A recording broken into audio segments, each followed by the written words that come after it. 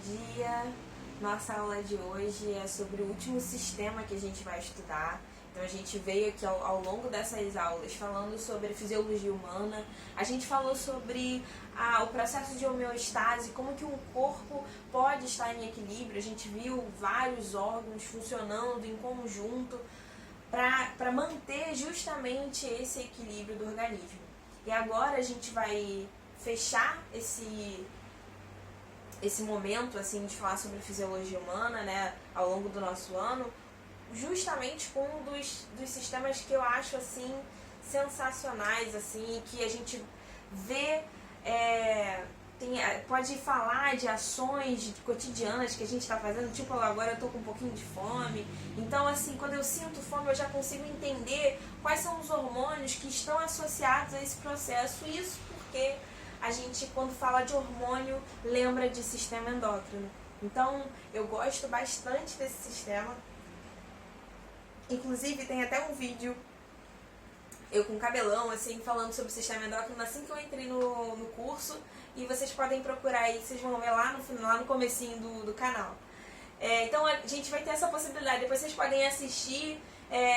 E aí é até legal, porque vocês vão ver duas professoras diferentes, né? Então, uma aula anterior e essa aula agora, talvez isso agregue, né, em conjunto, te ajude, te auxilie a entender o processo que vai estar envolvido dentro desse sistema.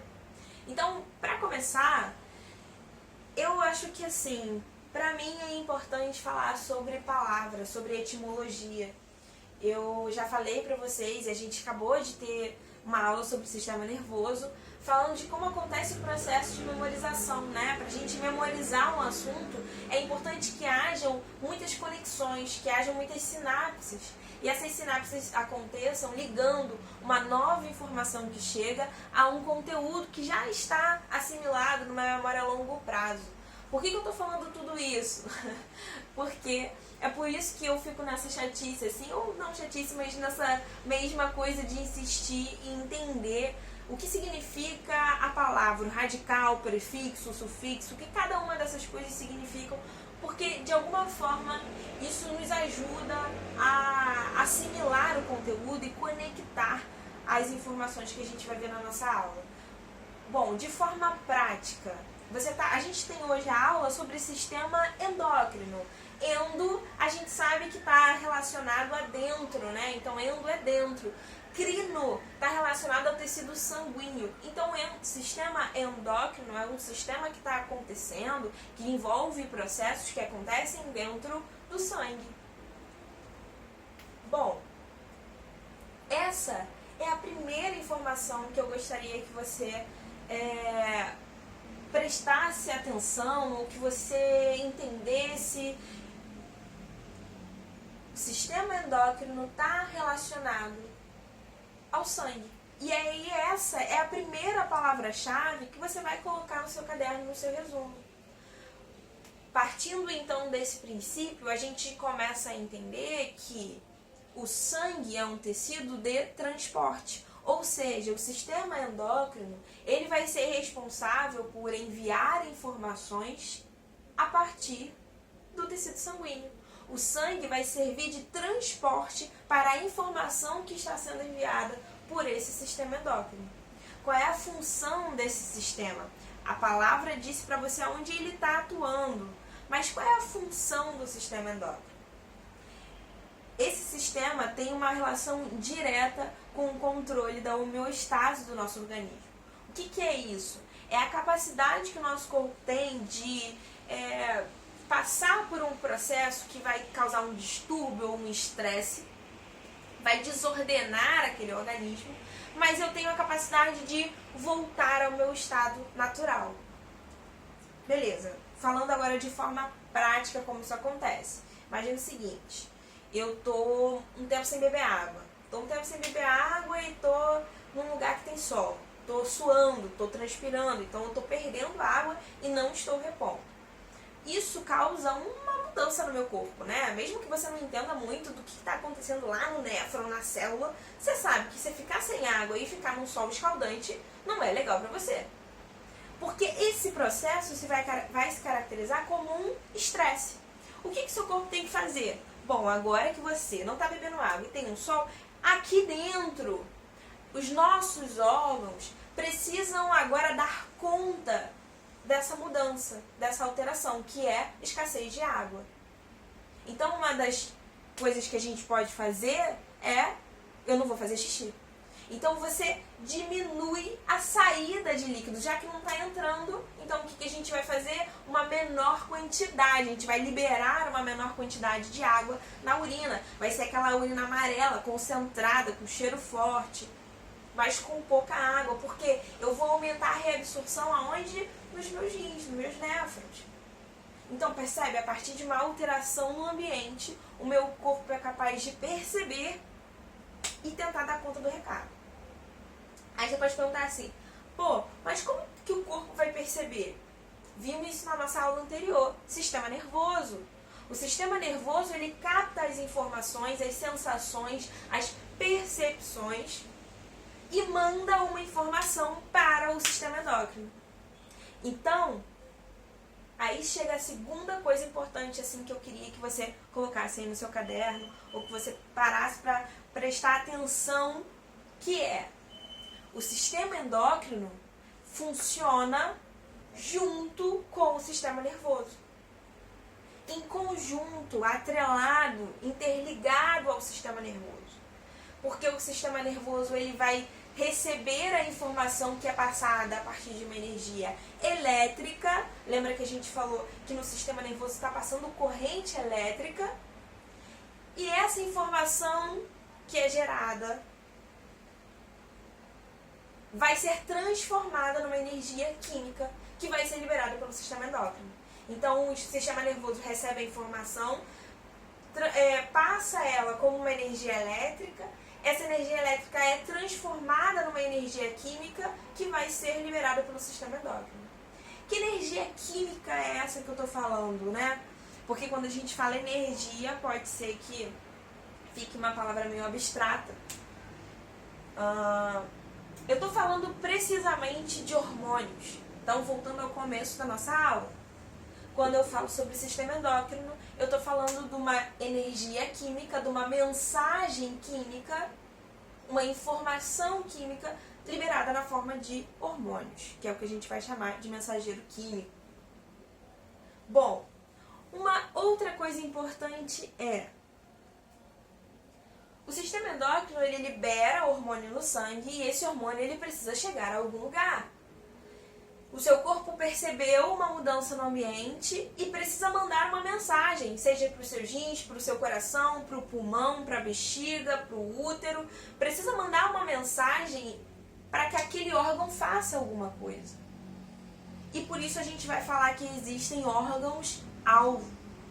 O que é isso? O hormônio ele é específico. Um hormônio ele é específico para cada tipo de órgão ou cada tipo celular. E essa especificidade, você pode pensar, pô, mas como que o hormônio vai saber que ele só pode atuar lá na adrenal? Porque a gente tem proteína. Lembra que proteína é tudo nessa vida. Lembra da questão lá, que eu não me lembro agora se foi da UEST, se foi do Enem, que tinha perguntando do glúten, o que o glúten era. A maioria da galera colocou carboidrato, né? Depois disso ficou, eu lembro que a galera ficou assim, noiada, mas nunca mais esqueceu o glúten, a proteína, e aí a gente vai, quando ficar na dúvida, vai pensar, mano, não é proteína, porque tudo nessa vida tem proteína. Se a gente for estudar a origem da vida e evolução, o que a gente vai ver lá? Que a vida surge aonde? Nos coacervatos, aminoácidos. Então, galera, já fica a dica aí que proteína é importante. E eu tô tentando fazer o link com o que eu tava falando até aqui. A especificidade, lembrei. Então é isso. Por que um hormônio ele é específico para um órgão? Porque ele tem proteína. E proteína funciona como um receptor específico. A proteína, ela vai ser assim, ela vai ficar ali do ladinho de fora da célula, sabe? E é como se ela fosse... imagina aquelas ventosas, fossem várias ventosinhas. E elas só vão se encostar, ou pode pensar também que fosse um velcro, O velcro, ele não vai, se ele for no igual, ele não cola, né? Ele tem um complementar ali. A proteína, ela sempre tem uma proteína complementar que vai se ligar, que vai ter um encaixe perfeito. Isso gera aquilo que a gente fala de chave fechadura, né? Você não vai conseguir abrir várias portas com a mesma chave, é específico. Isso é uma característica muito importante. Por quê? Você pode estar pensando, né? Por que isso é importante?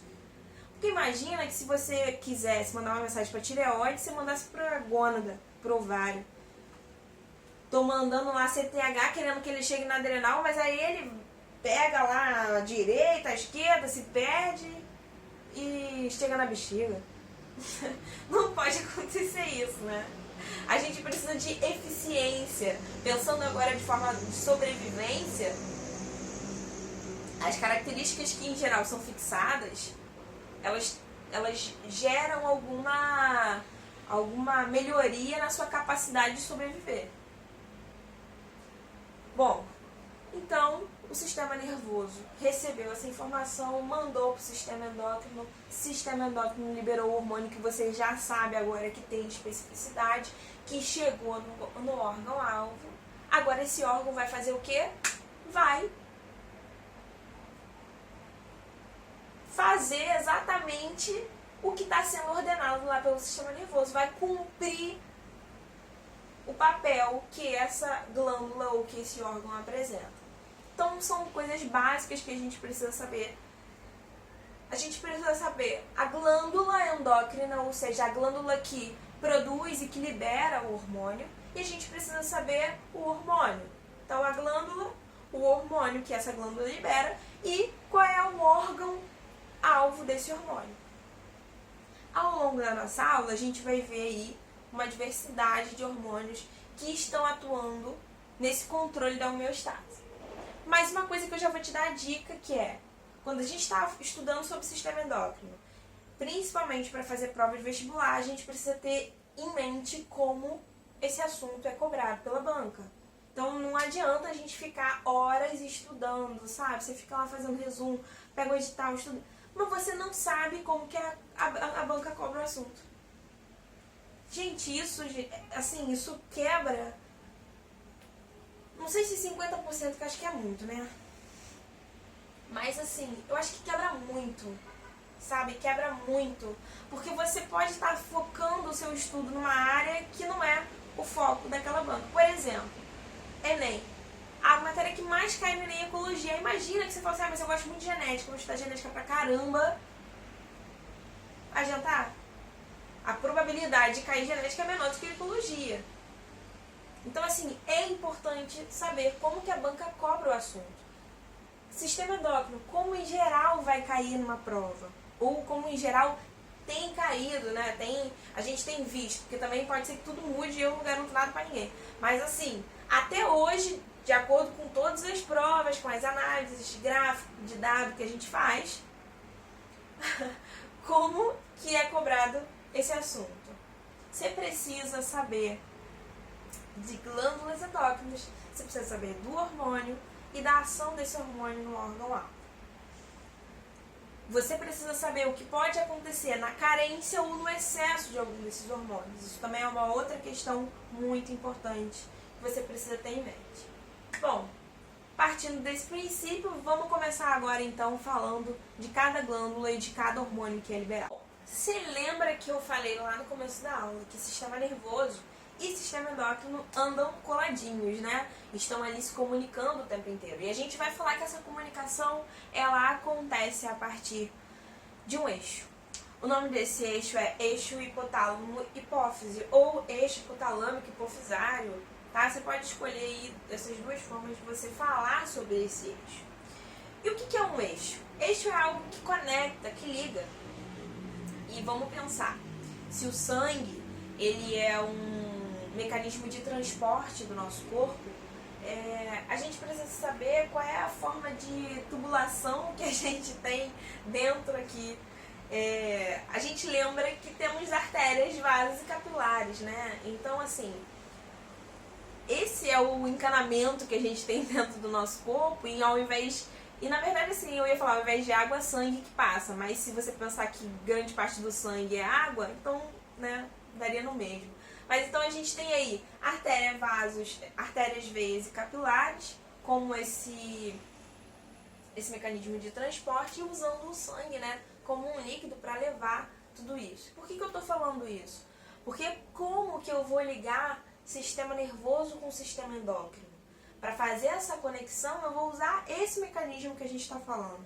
Eu vou usar os capilares sanguíneos. Então eu tenho lá uma rede de capilar sanguíneo. Lembra que capilar é aquele vaso que ele tem um endotélio, tem uma camada fina. Então ele serve, ele na verdade, essa camada fina ajuda, né, na função desse vaso, que é a troca. Então trocar entre o meio intersticial e do lado de fora. Então o que a gente está falando, o que tem dentro da célula, o que vai sair da célula. Imagina que a célula está consumindo oxigênio no momento que ela quebra a glicose e ela precisa liberar gás carbônico. Esse gás carbônico ele precisa sair dessa célula e ir em direção aos pulmões, mas o processo é lento, né? Você tem muita parte no corpo. Como que isso vai acontecer? Está acontecendo ali nos capilares. Então essa rede de capilar conecta o hipotálamo e a hipófise, justamente para promover aquela conexão que a gente disse do sistema nervoso perceber e endócrino reagir, né? Bom, desenhei aqui um hipotálamo, então imagina que aqui a gente tem o hipotálamo, a rede hipotálamo-hipófise, que conecta então a uma outra glândula que vai ser a hipófise. Então a gente tem hipotálamo e hipófise conectados. A hipófise ela vai ser dividida em duas partes, como a gente está vendo aqui no desenho. Uma parte maior, anterior, então anterior começa com A, então qual é a parte anterior? É a adenohipófise. Então a hipófise é dividida em parte anterior, a adenohipófise, e parte posterior, neurohipófise. A adenohipófise, eu coloquei ela maior aqui no quadro propositalmente, porque ela é uma glândula maior do que a neuro. Por quê? Até pela função dessas duas glândulas. A adenohipófise, ela produz e libera. A neurohipófise não produz, ela só libera. O hormônio ele já vem pronto lá do hipotálamo. Então isso é uma questão importante. A adenohipófise produz os hormônios e libera os hormônios. A neurohipófise não produz. Ela recebe os hormônios produzidos no hipotálamo e libera eles. Ela só armazena hormônio. Beleza? E por isso que ela também é menor. Bom, a gente tem aqui então a divisão de quais hormônios são liberados pela neurohipófise e quais hormônios são liberados pela adeno. Eu vou começar pela neurohipófise, que são menos, que é uma quantidade menor, e são hormônios que também a gente já viu quando a gente falou sobre proteína, quando a gente falou sobre lipídio e quando a gente falou sobre reabsorção do sistema excretor. Então são hormônios que estão aí estão mais frescos na nossa memória. Bom, o primeiro hormônio que eu acho legal da gente falar é a ocitocina. Por quê? Gosto da ocitocina por várias funções que ela tem, mas uma que eu acho legal a gente começar é que a ocitocina traz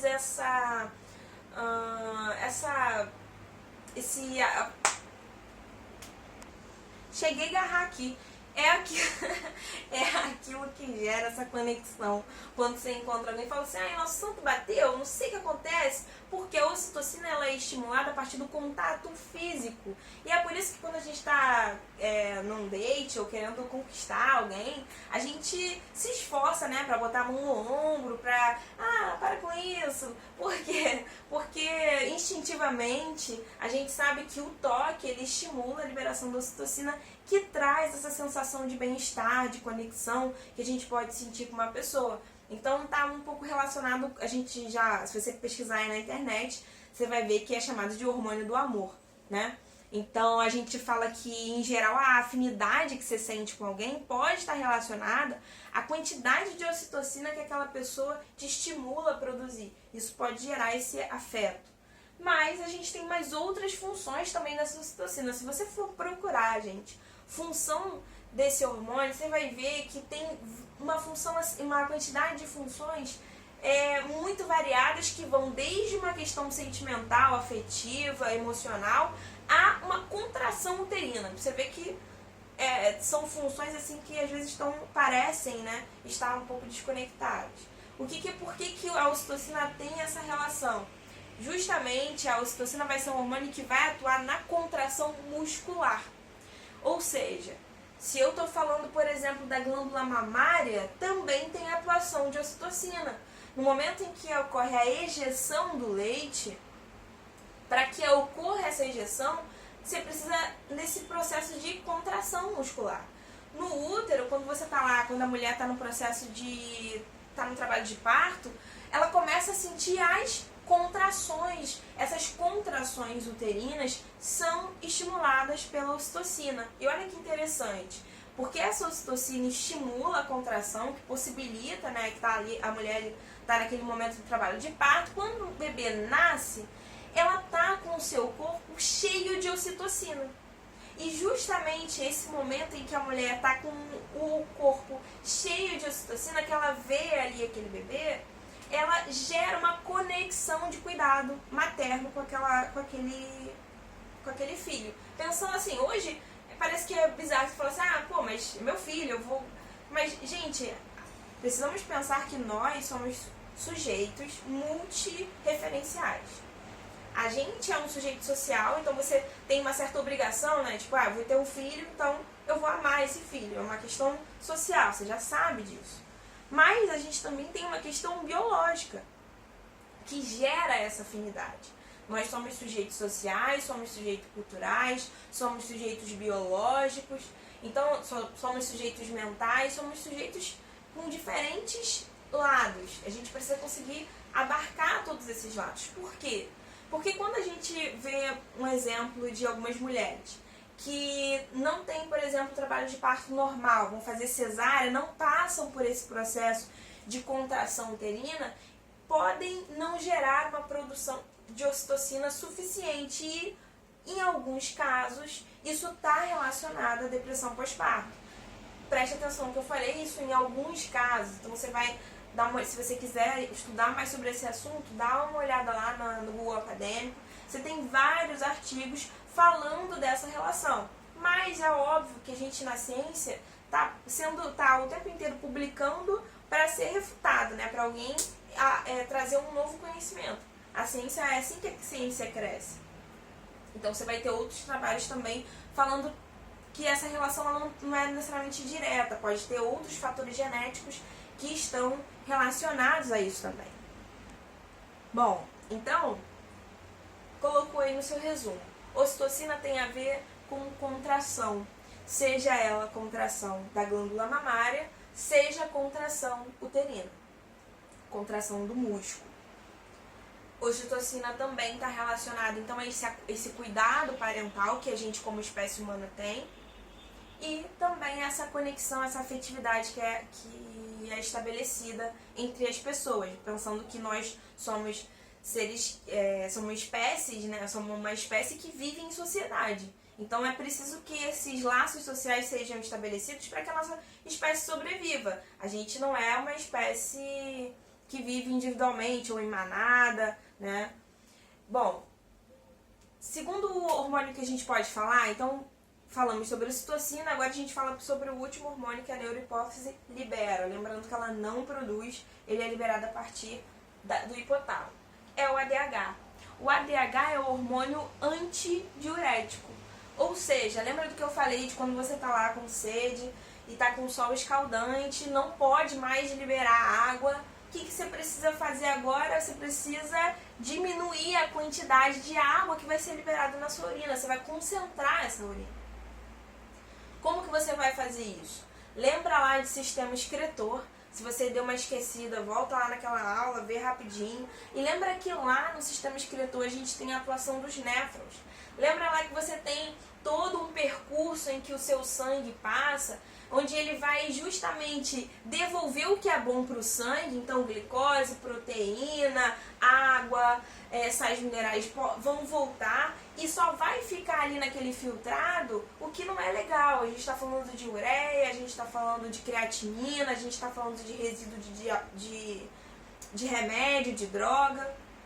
Bom, e nesse processo que o sangue está passando para ser filtrado, depois reabsorvido, nesse processo de reabsorção, quando o seu corpo recebe a mensagem que tá com escassez de água, tá dando ruim, o que acontece? Esse ADH chega até os seus néfrons e estimula então agora a reabsorção de água, ou seja, a volta dessa água que estaria ali formando filtrado para o sangue. Bom, como que o ADH vai fazer isso? O ADH é responsável por estimular a produção de aquaporinas. Como assim aquaporinas? O que é isso? Olha, imagina que você nunca ouviu essa palavra na vida, aquaporina. E eu te peço para você pensar, imagina o que é. O que você vai fazer? Vai olhar para a palavra. Aqua vai te lembrar de quê? Água. Porina te lembra de poro. Então o que é a aquaporina? É um poro de água. Olha que doideira. Imagina que o ADH fizesse vários furinhos assim no néfron. Deixasse o néfron todo furadinho. Por quê? Ele está fazendo canais de saída de água. E esse ADH estimula o aumento desses canais. O que vai acontecer? O néfron começa a vazar. Essa água começa a sair do néfron e começa a voltar para o sangue.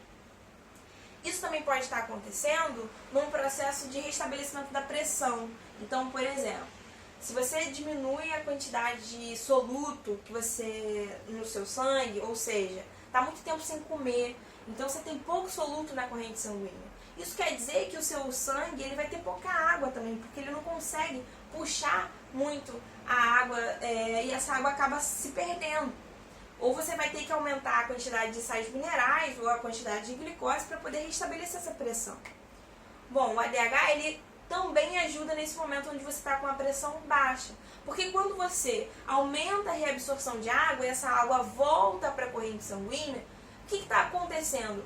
Vai passar mais sangue, mais líquido por dentro do vaso. E quanto maior é o volume, maior é a pressão. Então o ADH ele também tem essa função de restabelecer a sua pressão arterial.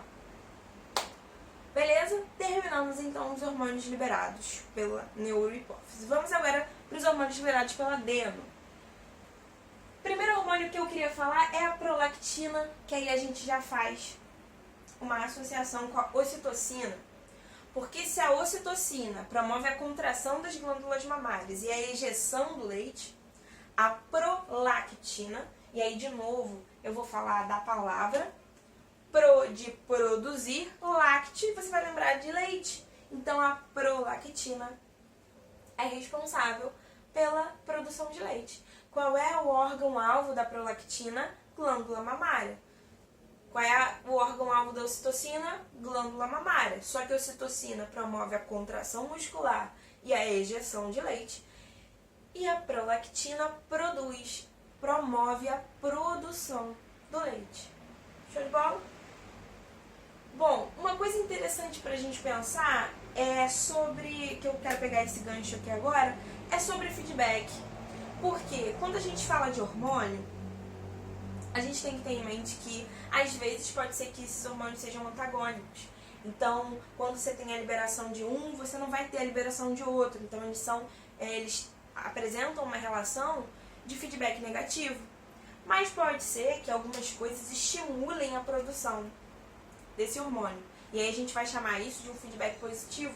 Pode ser que a presença de um hormônio estimule a produção desse hormônio, ou simplesmente uma outra ação desse organismo que vai estimular, que é o caso da prolactina. Quanto mais você tem o estímulo a partir da amamentação, maior é a produção de prolactina e maior é a produção de leite. Então a gente está falando de um feedback positivo, assim como também a ocitocina.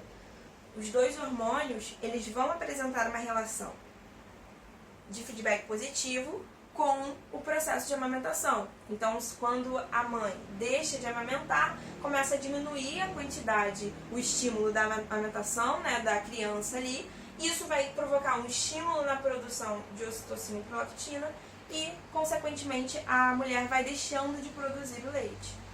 E tem casos também de mulheres que não ficaram grávidas, mas que foram estimuladas por bebês e depois de um tempo começaram a produzir leite. Por quê? porque está relacionado a esse momento de sucção da criança ali na mama da mãe, que vai estimulando a produção desses hormônios e, consequentemente, a liberação e a produção do leite. Beleza? Bom, indo nesse caminho, falando sobre FSH e LH, né, falando sobre gravidez, sobre o sistema reprodutor, a gente já pega esse gancho para esses dois hormônios. FSH é o hormônio chamado de folículo estimulante. E assim, eu gosto de gravar sempre o nome, porque eu sempre falo isso, quando a gente sabe o nome fica mais fácil de saber as coisas. Não é tão cansado de ouvir isso. Então, de novo, parece que é muita coisa gravar folículo estimulante, mas quando eu gravo isso, já me ajuda a saber qual é a função dele. Porque folículo estimulante, ou seja, estimula folículo. Aí você vai pensar, tá, isso falou nada, professora, estimula folículo, quem é folículo? Vamos pensar, o folículo ovariano. Então, folículo estimulante estimula o desenvolvimento do folículo ovariano, ou seja, está estimulando o desenvolvimento do ovócito, está relacionado com o desenvolvimento do gameta feminino. Beleza? Bom, LH, hormônio luteinizante. Hormônio luteinizante quer dizer, de novo, pelo amor de Deus, a gente vai olhar para a palavra que não tem o que fazer, gente, é a mesma coisa sempre. Hormônio luteinizante, lúteo, vai lembrar de corpo lúteo. Aí você vai pensar, então LH é responsável pela formação do corpo lúteo. O que é corpo lúteo? Vamos pensar o seguinte, você tem lá o folículo, o FSH está sendo liberado, estimulando o desenvolvimento do folículo. Esse folículo, ele é tipo uma espinha. Uma hora ele vai explodir e vai soltar aquele óvulo, aquele ovócito. Para que aconteça essa explosão, né, na espinha, alguém tem que ir lá e espremer. No caso do óvulo, não dá para fazer isso com o folículo. O que a gente faz? Libera LH. LH estimula a liberação do folículo, do ovócito. Estimula o rompimento do folículo ovariano. Ou seja, estimula a ovulação.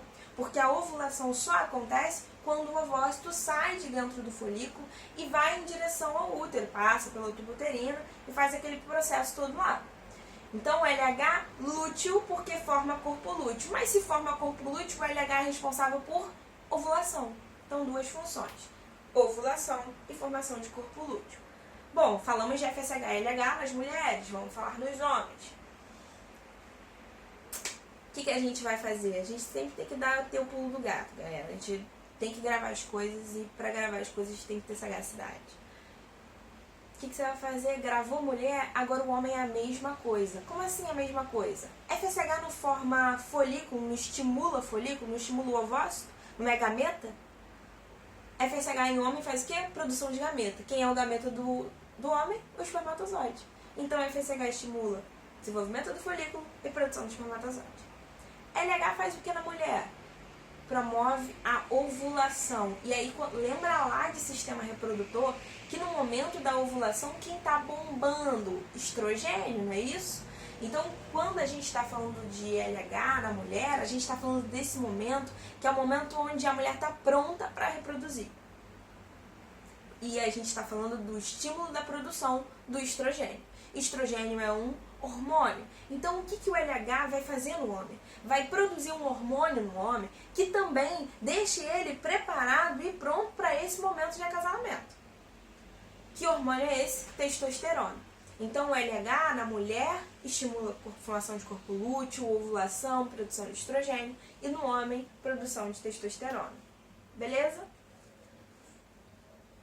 Um outro nome que você pode ver por aí falando sobre FSH-LH é um hormônio gonadotrófico. E tá tranquilo, você não vai nem se desesperar, porque olha só, hormônio gonado, então é de gônada, trófico, de local, trófos. Então a gente está falando de um hormônio, FSH e LH, são hormônios que atuam nas gônadas. Quais são as gônadas femininas? Ovário. Quais são as gônadas masculinas? Testículo. Ou seja, quais são os órgãos-alvo de FSH e LH? Ovário e testículo. Beleza? Vamos partir para o próximo, que é TSH. TSH é um hormônio que vai atuar na tireoide. E aí, eu adoro que esse macete ajuda muito a gravar. TSH começa com T. A glândula-alvo, o órgão-alvo é a tireoide, que começa com T. E essa tireoide, ela é estimulada a produzir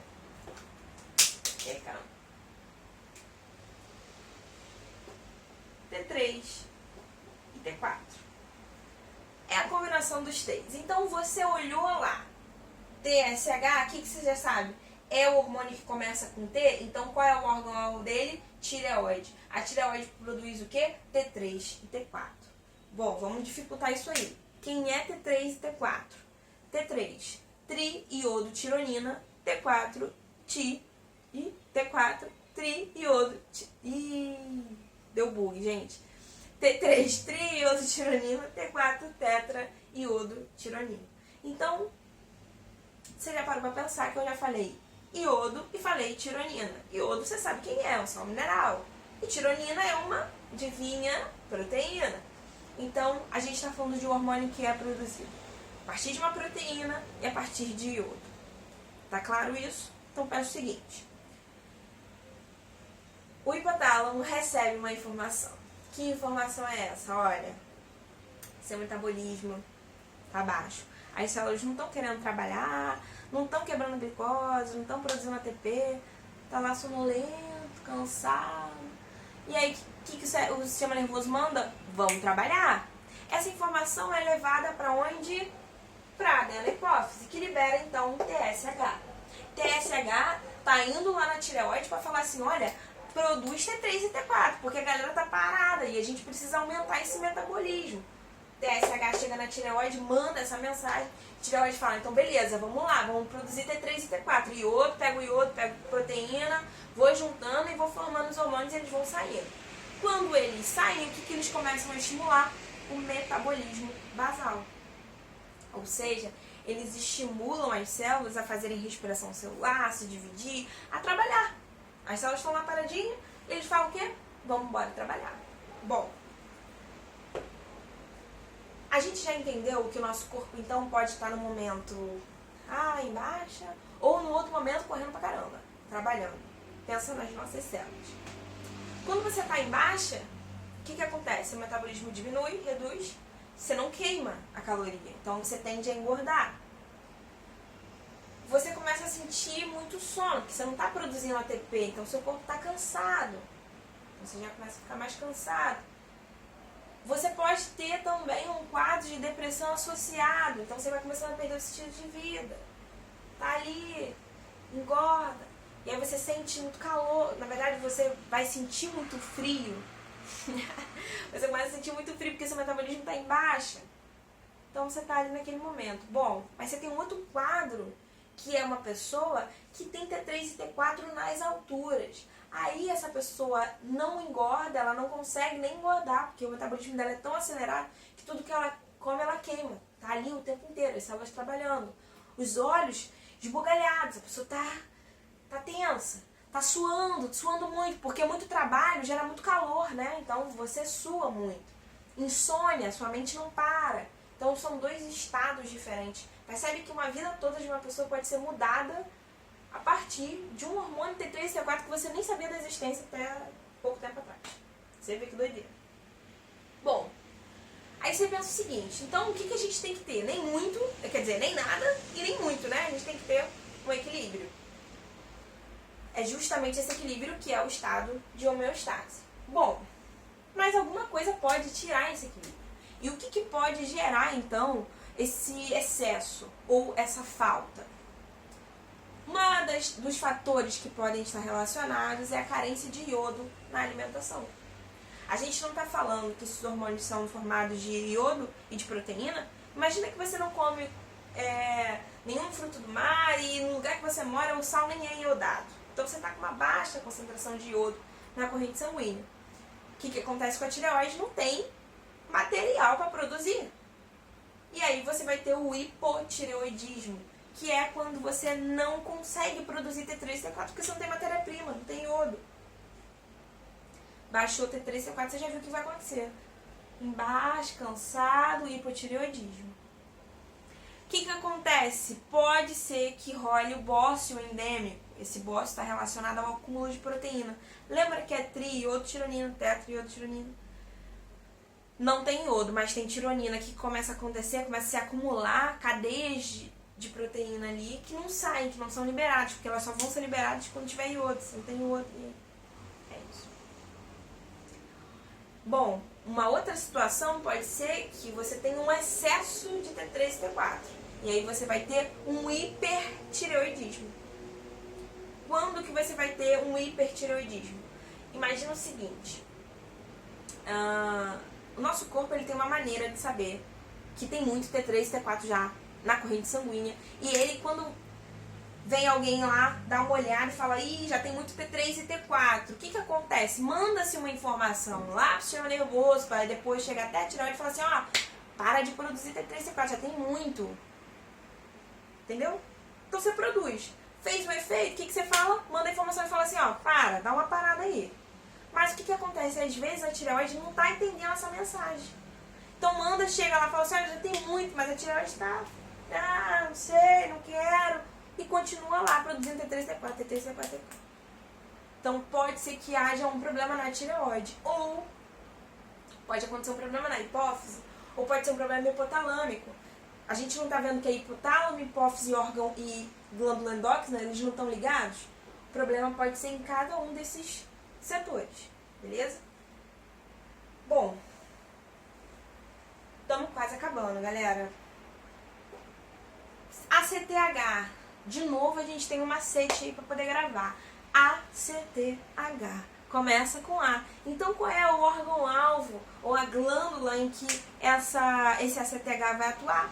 Nas adrenais ou nas suprarrenais. Mas eu falei adrenal para poder bater com macete. Então é a forma de gravar. ACTH começa com A, atua nas adrenais, que também começa com A.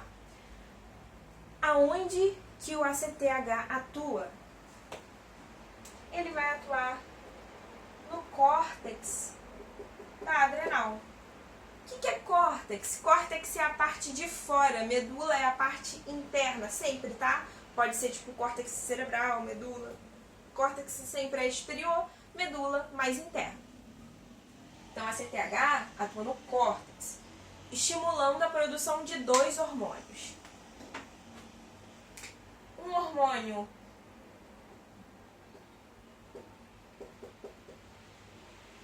que é um glicocorticoide e um outro hormônio que é o mineralocorticoide. Aí você pode estar pensando, pô, mas caraca, gente, já tem que gravar o hormônio, a glândula, só me manda um mineralocorticoide. Mas eu juro que eu falei esse nome grande para tentar te ajudar. Por quê? Eu já tive que estudar essa matéria na faculdade e inclusive foi a última matéria que eu tive no último semestre da faculdade, foi Fisiologia Humana 2, né? E eu lembro que foi a matéria que eu mais me dediquei, assim, acho que eu tava saindo da faculdade, eu devo ter ficado assim, tipo, sabe, saudosa, e eu me dediquei muito a essa disciplina. E eu lembro que eu precisava entender isso aqui e gravar pra fazer a prova, né? E aí eu pensei assim, cara, glicocorticoide, eu vou gravar esse nome, porque aí eu vou saber que o córtex, olha que loucura, vamos ver se vocês vão acompanhar aí comigo. O córtex, ele vai ser estimulado pelo ACTH a produzir um glicocorticoide. Pensa comigo, glico te lembra de quê? Não lembra de glicose? Então vou chegar nesse raciocínio. O glicocorticoide, na verdade, você conhece ele como cortisol. Mas por que eu prefiro gravar como glicocorticoide? Porque qual é a função do cortisol? Aumentar o aporte de glicose no sangue. Então, quando eu gravo como glicocorticoide, eu lembro que o ACTH estimula a adrenal a produzir um hormônio que está associado com o aumento do aporte de glicose. Ou seja, a quebra do glicogênio para gerar glicose, para gerar ATP e energia. E isso me leva a um outro raciocínio, que é a função do cortisol.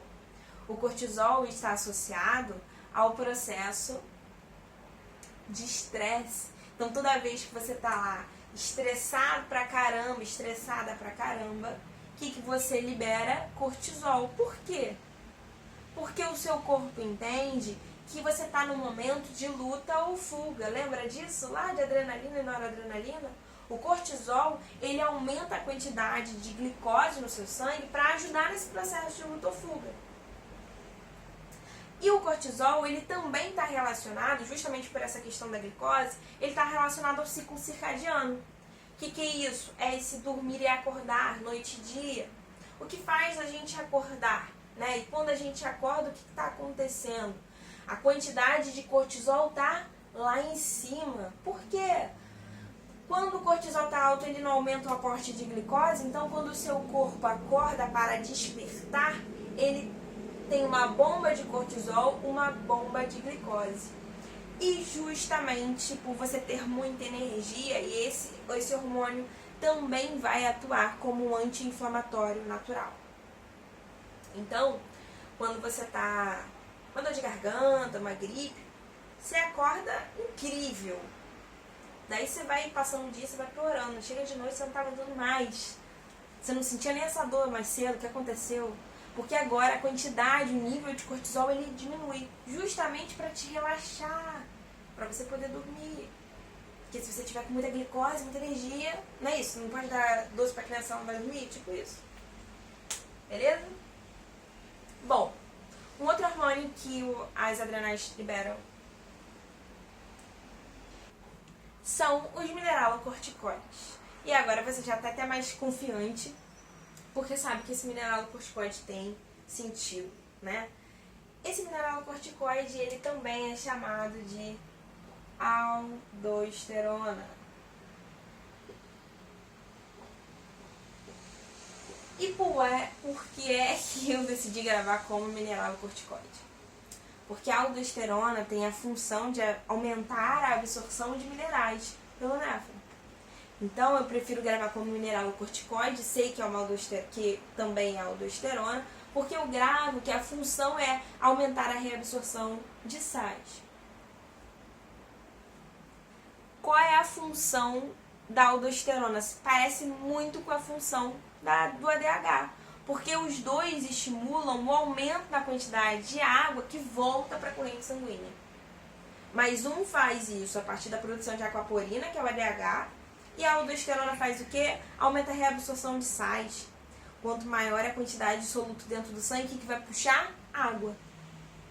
Então sai mais sódio de dentro do néfron e vai para o nosso capilar, para a nossa arteríola. Esse vaso sanguíneo vai ficar hipertônico, cheio de soluto, vai puxar água e vai restabelecer a pressão sanguínea. Então, função parecida com a ADH, mas agem de formas diferentes. Se você parar pra pensar assim, será que ela já tá acabando? Mas faltou o GH, ninguém falou dele. Bom, vou deixar esse aí de brinde pra vocês virem me encontrar na live, né? Então, não deixa de participar. Daqui a pouco a gente vai falar do GH, vamos fazer alguns exercícios e eu espero que fique mais claro, assim, a gente vai clareando um pouco sobre o sistema endócrino. Lembrando que esse é o último sistema, agora acabou, a gente vai